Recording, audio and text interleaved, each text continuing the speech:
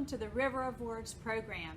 I'm Alana Adams here at the Art Center of Coastal Carolina, and I'm so glad to have you join me for today's project. In each one of these River of Words lessons, we're going to have fun creating an original artwork while we learn about the unique plants, animals, and attributes of our watershed here in the Lowcountry of South Carolina.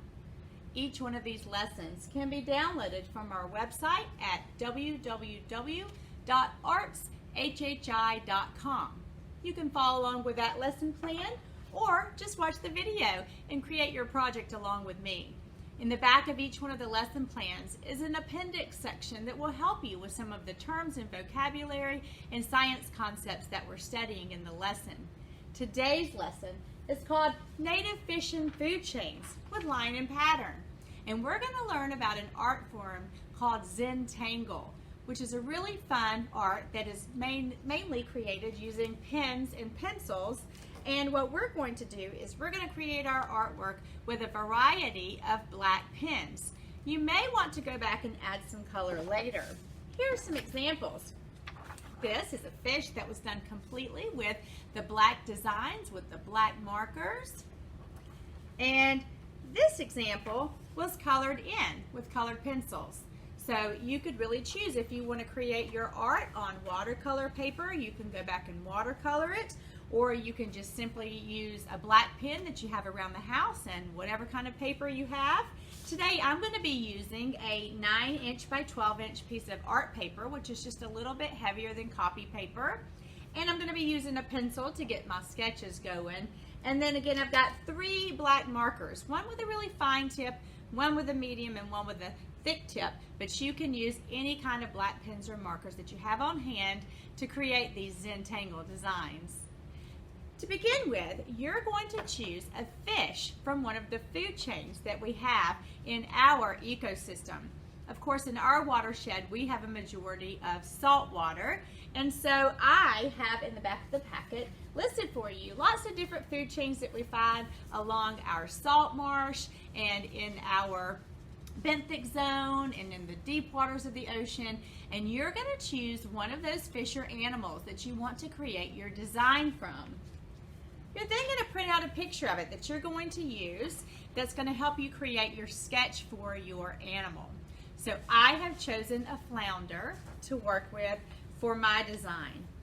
Zentangle is an art form that's all about creating a variety of pattern with line. So as we're using our pencil to create our sketch, we're really going to think about how the line is shaped. We can later think about if it's a thick line or a thin line, but we want to focus on, is it a curved line, a jagged line, and that sort of thing. When you draw your animal or sketch it on your paper first with your pencil, you want to make sure that you're really sketching softly, one, so that we can go back and erase if we make a mistake. But the most important thing is that you're making sure you fill your whole paper.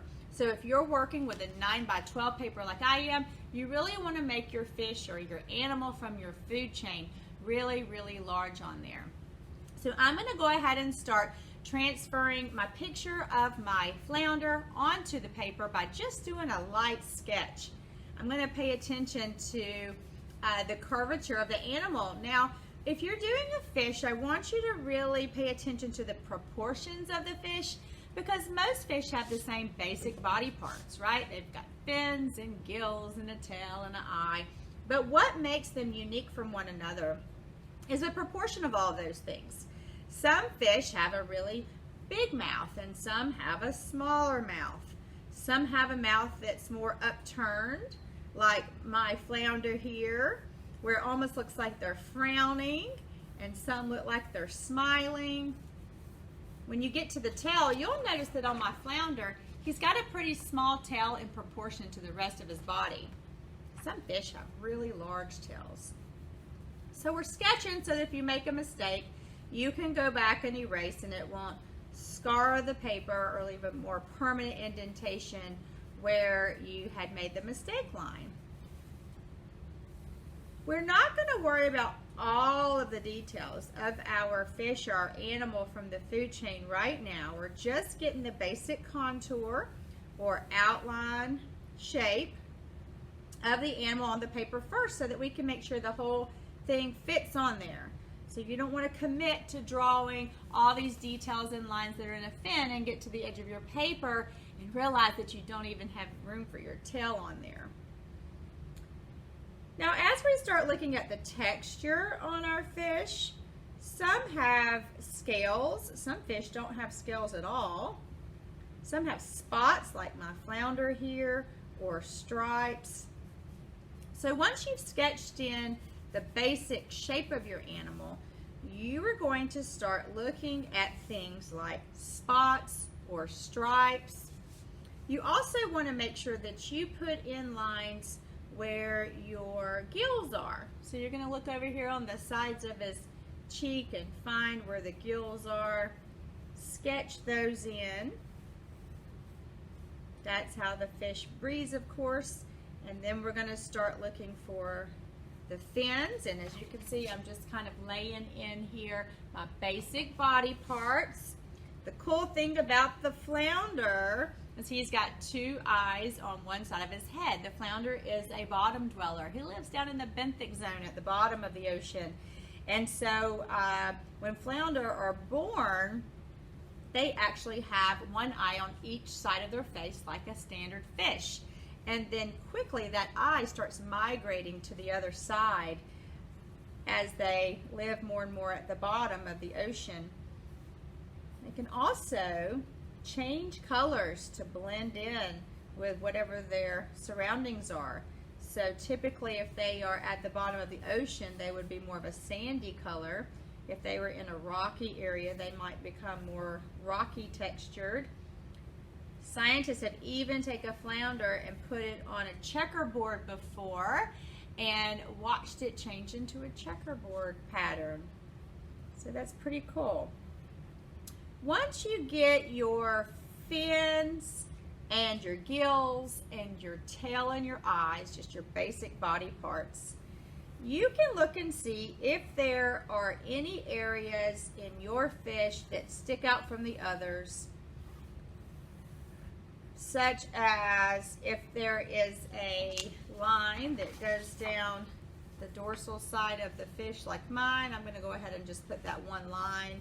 Now my fish has lots of spots, but I don't think I'm going to add those spots. We're not going to need too much detail. If it were something like an animal that had one characteristic that's a spot on his tail, I might would include it.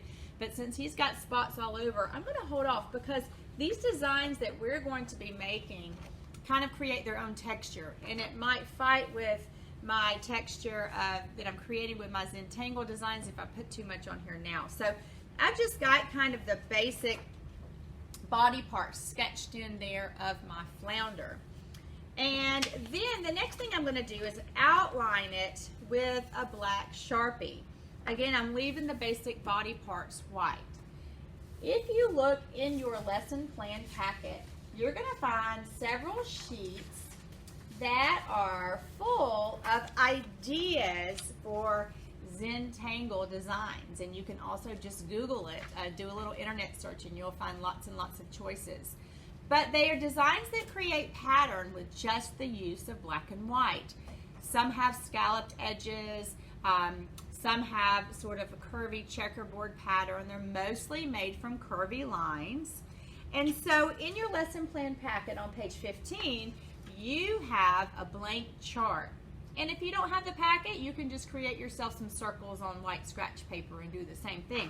But what we're going to do before we worry about any texture or pattern on our fish is that we are going to have a look at some of these ideas and practice some of these designs here on our little Zentangle practice sheet. So you can do this two ways. You can either start with pencil and trace over it. But if you really want to do it in more of an authentic Zentangle way, you'll just draw straight with pen and make up as you go along. So you're going to look through and you're going to find at least 4 or 5 of these that you're going to try out first on your worksheet. So I have got a few in mind here that I think are interesting. I'm going to choose some that have more black space and some that have more white space. That way I can have some contrast going on. You'll notice that this artist, has this design that has circles here that have a circle inside a circle, and then there's a lot of black in that design. And then sometimes it's more of like a scalloped edge with more white in the design. And we're going to kind of break apart our fish into different areas and give different pattern techniques to different areas of the fish. So we want to have some choices. So just pick a few of these that you think are interesting and want to work with. So I am going to choose 6 of these, and I'm using my pen, my black pen. I've got a thin Sharpie here, just a fine tip Sharpie, and I'm going to practice on my practice sheet creating some of these designs. So I've chosen the first one. It looks kind of like a beach ball. It's got curved lines, and then inside of each section of the beach ball, or what would be each stripe of the beach ball, it's got either concave or convex curved lines. So I am going to go ahead and practice 6 of my designs here, and you're going to do a little research and find some different Zentangle designs that are made with just black pens or markers, black and white, positive and negative space, and curvy lines. It's just patterns. Oftentimes you could just make concentric circles and it would be a basic pattern. After you've had a chance to practice some of these, we're going to outline our fish, and then we're going to take some time filling in our entire fish with some of these Zentangle designs.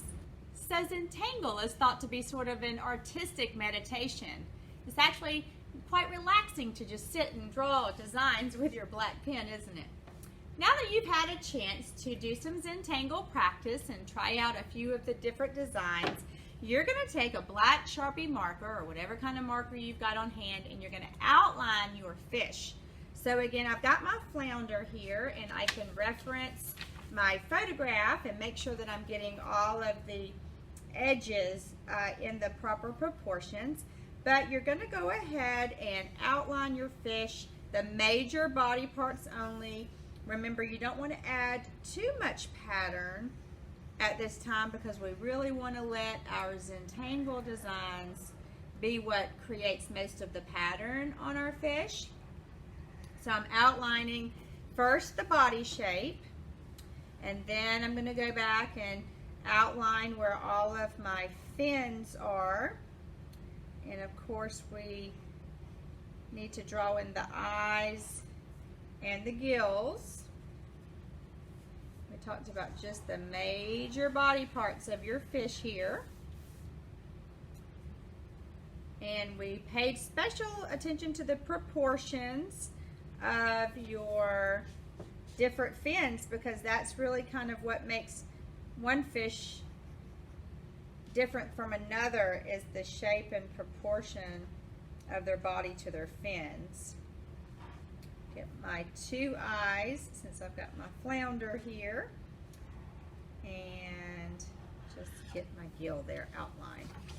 So now I've outlined the entire fish. I like to go back before I go any further and erase the pencil lines where my sketch was, because this might be an artwork that you decide to just leave black and white. It's going to be really important that you have that contrast between the white space and the black space, and these little pencil marks will become a distraction. So I like to go back, and fortunately I was using my permanent marker here, so it's not erasing. Only my pencil sketch lines are erasing right now. Get it nice and clean so that I've got that stark contrast between white and black. And then you're going to have fun. I like to put on some music sometimes even when I'm doing this, just kind of relaxing and drawing in your designs. I want you to try to do this with pens and not pencil at this point. One, it would take an awfully long time if you put all of this detail in with pencil and then have to go back and fill the pattern in with your pens. But 2, because that's sort of the point of the Zentangle, is this no mess up. It's very non-objective. Whatever you do is the right thing. You can always fix it if you make any kind of mistake, because it's not meant to look like anything at all. Because we've already drawn the shape of our fish or our animal from the food chain, it's going to look like that animal anyway, no matter what we choose to fill it in with. So I am going to take some time now and fill in my fish, the different parts, with different designs. If I would want to, I can choose a different Zentangle pattern for each one of these black sections that I have here, or I might start with one pattern and then kind of change it as I go across the edge. So have fun with your black pens. Don't forget you can use thin or thick or medium to get all kinds of different details in your designs, and you get yours filled in. I'm going to start working on mine. You really want to just kind of take your time and let it go with this. For some people it might take longer than other people. You don't want to rush it, and when we get finished we'll share our work with each other, and then we'll talk about ways that you can go back and add color to the design if you would like to.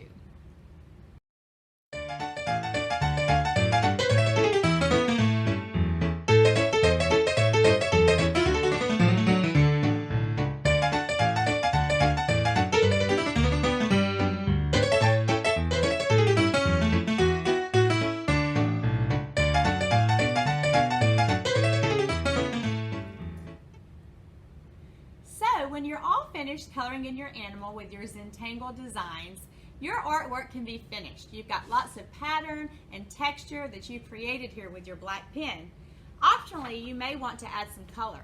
If you choose to do so, you can use colored pencils with lots of value and color mixing and get an effect sort of like this artist has chosen to do. You'll notice this artist also chose to add a background, totally optional for you. If you don't want to use colored pencils, you could use some fine tip markers or even some watercolors to give your finished composition a bit of color. Don't forget to sign your artwork when you're all finished.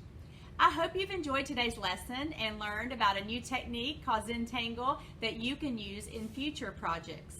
We'll see you back here next time for our next River of Words video. Bye-bye.